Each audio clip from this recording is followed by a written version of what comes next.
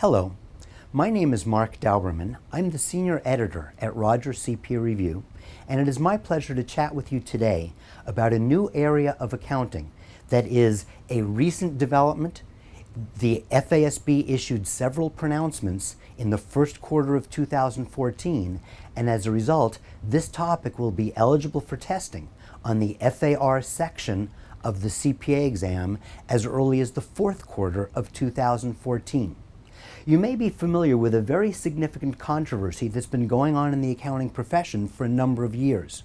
There are a number of members of the profession that feel that accounting is getting too burdensome, and they feel that for the non-public company, following GAAP has reached a level where the cost exceeds the benefit of the financial reporting. They feel that between the complexity of some of the methods and the extent of some of the disclosures, that the non-public company is spending too much on its financial reporting.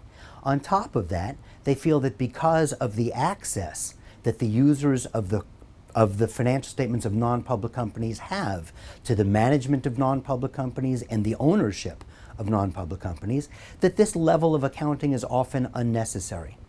Well, the FASB has finally responded. They established a new organization called the Private Company Council. I'll be referring to it as the PCC. And the PCC addressed three areas in the first quarter of 2014. The three areas we'll be talking about today are, number one, goodwill; number two, derivatives, and in particular, interest rate swaps; and number three, variable interest entities, and again, in particular, when we have a commonly owned lessor and lessee involved in a leasing arrangement. Let's start out talking about goodwill. As you know, goodwill can only be obtained as a result of a business combination. And when a company is involved in a business combination, if they pay more for a company than the fair value of its underlying net assets, the difference is recognized as goodwill.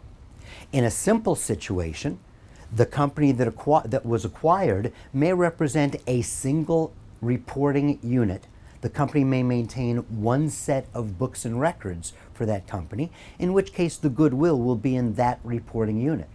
However, if a company acquires a more complex business, it might have more than one reporting unit, and as a result, the goodwill would be allocated to each of them. It's possible for a company that gets involved in numerous acquisitions, each of which is of a complex company with several different reporting units. That company might have several different goodwills on their financial statements, and each one has to be accounted for separately. Now, under current GAAP, a company that has goodwill will do the following. Number one, it's considered a permanent asset. It is not amortized. It remains on the books at its original amount. No costs are capitalized to goodwill other than the original amount recorded when the company is acquired. Then, at least annually, the company is required to assess goodwill to see if it's been impaired.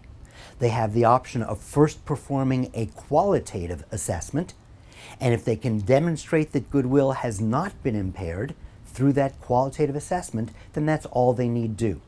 However, if they can't demonstrate that goodwill has not been impaired with a qualitative assessment, then they're required to perform a quantitative assessment. And that can be quite burdensome because it involves determining the fair market value of each reporting unit that has goodwill. Many companies have spent a lot of money on testing goodwill for impairment, and quite frankly, the non-public company feels that the cost of doing so far exceeds the benefit. Well, the Private Company Council, or PCC, of the FASB issued a pronouncement, as I indicated, in the first quarter of 2014 that provides what's referred to as an alternative accounting approach for non-public companies. Now, all three of the areas that we're talking about involve what is called an alternative accounting approach that a non-public company may elect to use, but is not required to use. And as you know, anytime a company has a choice between two or more acceptable methods of accounting, they are required to disclose in their footnotes in particular in the summary of significant accounting policies, what choice they've made. So a private company or non-public company that elects to use any one of the three alternative accounting approaches that we talk about today will have to make an election by disclosing their choice in their summary of significant accounting policies. So on that note, let's get back to goodwill. A private company or non-public company that elects the alternative accounting approach will do the following. Number one, they will amortize goodwill. It will be amortized on the straight line basis, and its useful life will be 10 years unless the company can demonstrate that a shorter period of time is better. As a result, every year, as you know, goodwill is getting lower and lower. And as a result of that as well, it makes it less and less likely that goodwill has been impaired. The lower the amount is, the less likely it is that it is greater than its fair value. Secondly, a company is only required to test goodwill for impairment if there is a triggering event indicating that it is more likely than not that goodwill has been impaired. When that is the case, the company will apply a more simplified one-step numerical approach. Regardless, the non-public company has the option of assessing goodwill at the entity level rather than the reporting unit level. The advantage there is no matter how many acquisitions a non-public company has been involved in, no matter how many reporting units each acquisition contained, a non-public company electing to do so will have only one assessment of goodwill, and that will be done at the company level rather than at the reporting unit level. So, to summarize the basic differences, first of all, a company will receive or obtain goodwill in the same way regardless of whether it's a public company or a non-public company. However, whereas a public company will retain that asset at its original amount indefinitely, a non-public company will amortize it over a period not to exceed 10 years. Number two, both public and private companies will be required to assess goodwill for impairment, but a public company will have to do it at the reporting unit level, which means there may be several assessments every year. The private company will have the option of assessing goodwill for impairment only at the entity level. Let's go through a quick example of that. I've taken a multiple choice question from a previous exam and altered it slightly to test the information that is covered by this new pronouncement. So let's assume that a company is involved in a business acquisition at the end of year one, and they determine that they have goodwill of $100,000. They immediately spend another $20,000 so that they can enhance and preserve that goodwill. They've elected the alternative accounting approach, and the question is, what will be the carrying value of goodwill at the end of the year two? Now, the four choices that were given in this particular question are choice A, 100,000, choice B, 120,000, choice C, 90,000, and choice D, 108,000. Let's go through it. First of all, goodwill is originally recorded at 100,000. The 20,000 that was spent to enhance and preserve goodwill is considered an expense in the period incurred and cannot be capitalized. So we can immediately eliminate any number that is in excess of $100,000, so we know the choice has to be either A, 100,000, or C, 90,000. Going one step further, if this were a public company, they would not be allowed to amortize goodwill, in which case the answer is A. However, since this is a non-public company that did elect the alternative accounting approach, they will amortize goodwill over 10 years. Amortization in year two will therefore be 10% or $10,000, reducing the carrying value of goodwill to $90,000. Those of you that got C, pat yourselves on the back. You are one step closer to passing the CPA exam. There is a point that you've just earned. Congratulations. The second area we're going to talk about is derivatives. And in particular, we're going to talk about one type of derivative that is very, very commonly used. It's called the interest rate swap. When a company borrows money, they will often find that they can get a much more favorable interest rate if they borrow using what is called a variable rate loan rather than a fixed rate loan. This means that the interest that they will pay will change as market rates change. So initially, the interest rate will be the market rate plus usually some factor, perhaps it's prime rate plus 1 or 2 points. And then as that prime rate fluctuates, their interest rate will increase or decrease accordingly. Needless to say, if interest rates go down, that's a benefit to the company because it means their interest expense will go down. However, if interest rates go up, it means that their payments will increase and their interest expense will increase.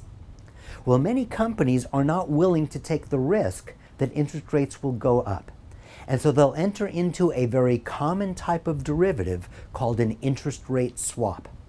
Basically, they'll find someone that believes that interest rates are going to go down. And they'll enter into an agreement that basically says, we will pay this other party interest based on the same principal amount at a fixed rate of interest, and they in turn will pay us a variable rate based on that same principal amount. So if I owe, let's say, $1 million that bears interest at prime plus 2, I enter into an interest rate swap where I'm receiving prime plus 2 on $1 million and paying 6%. What will happen in essence is the prime plus 2 that I'm paying on my loan will be offset by the prime plus 2 I'm receiving on the interest rate swap, and my net cost will be the 6% that I am paying to that counterparty on the swap. As a result, if interest rates go down, the variable rate I'm paying on my loan goes down, the variable rate I'm receiving on the swap goes down, but the 6% that I'm paying on the swap stays the same. If market rates go up, the interest rate I'm paying on the loan goes up, the variable rate I'm receiving on the swap goes up, but the fixed rate I'm paying on the swap stays the same. So if this were a perfectly effective swap, if it worked exactly the way it intended to do, as many of them do, then I would have converted this from a variable rate loan to a fixed rate loan bearing interest at 6%. Now, the best way to account for an interest rate swap that is obtained for the purpose of converting a variable rate loan into a fixed rate loan is to use what is referred to as hedge reporting. But hedge reporting is an area that is very susceptible to abuse. And so the FASB set some very, very strict requirements on companies that want to use hedge reporting. Number one, it must be highly effective as a hedge. It must accomplish what it is intended to accomplish. And the company must set up some very specific guidelines for how they're going to determine whether or not this hedge is effective. There's a lot of documentation associated with the acquiring of hedges and the accounting for them as hedges, and all of that documentation is required to be done at the inception of the relationship, which means on the date when the company acquires that derivative, when they enter into that interest rate swap, everything has to be complete. Their documentation has to be complete, their method for testing effectiveness has to be complete, and they have to be able to demonstrate that not only in the past would this swap have been effective, but it is likely to be effective in the future. Well, the cost of applying the hedge method of accounting can get pretty high. And non-public companies have complained that in many cases, even though hedge reporting would be most appropriate for them, because of the steps they've got to go through in order to use hedge reporting, they've not been able to do so. Well, this is the second area that the PCC has addressed, and they've addressed specifically this type of arrangement where a company has an obligation that bears interest at a variable rate. They enter into an interest rate swap in which they are receiving a variable rate and paying a fixed rate. And they may elect this alternative accounting approach if the swap and the underlying obligation have almost identical terms. The amounts, the basis on which the interest rate is calculated, the timing of the payments, etc., etc. All of the terms have to be either the same or very similar. When that is the case, a private company has the option of electing this alternative accounting approach, and it means the following. Number one, much simpler to elect. They don't have to have their documentation completed at the inception of the hedge. They have to have it completed by the time their first set of financial statements are completed and available to be issued. So this may be several months after this derivative is acquired. Number two, they're allowed to assume that the hedge is perfectly effective. They don't have to test effectiveness. They can assume that it's going to work exactly as it's intended to. And number three, they've simplified the accounting. Instead of recording the hedge or the derivative at fair value, like a public company is required to do, instead it will be reported at its settlement value, which is much easier to calculate. And because as a result, our journal entry may not balance, whatever we need to balance the journal entry will automatically be a debit or credit to other comprehensive income. So they've made the accounting simpler, they've made it easier to elect hedge reporting by the non-public company, number one. And number two, when they've elected it, they've made it much simpler to apply the hedge method of accounting, and so their financial statements will reflect the economic substance. The reason they got into the hedge was to convert the loan from variable to fixed, and that's exactly what the accounting will reflect. So this is another area that many non-public companies will really benefit from. The last area that we're going to talk about is probably one of the most burdensome that has occurred in the last several years in relationship to non-public companies. As you may be aware, Enron, and many of you may not even have heard of Enron, it's been so long, but Enron was a situation of a publicly held company that used what were referred to as special purpose entities as a means of hiding liabilities from their balance sheet. They would have these entities formed. They would form them in a way that Enron was not a major stockholder, and so under accounting principles at that time, the company was not required to prepare consolidated financial statements.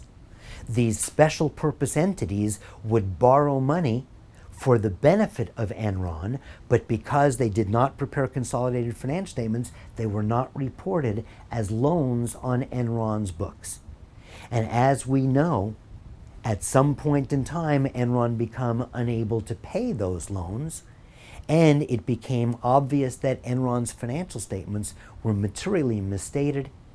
And as you also probably know, the result was the passage of a major piece of legislation called Sarbanes-Oxley.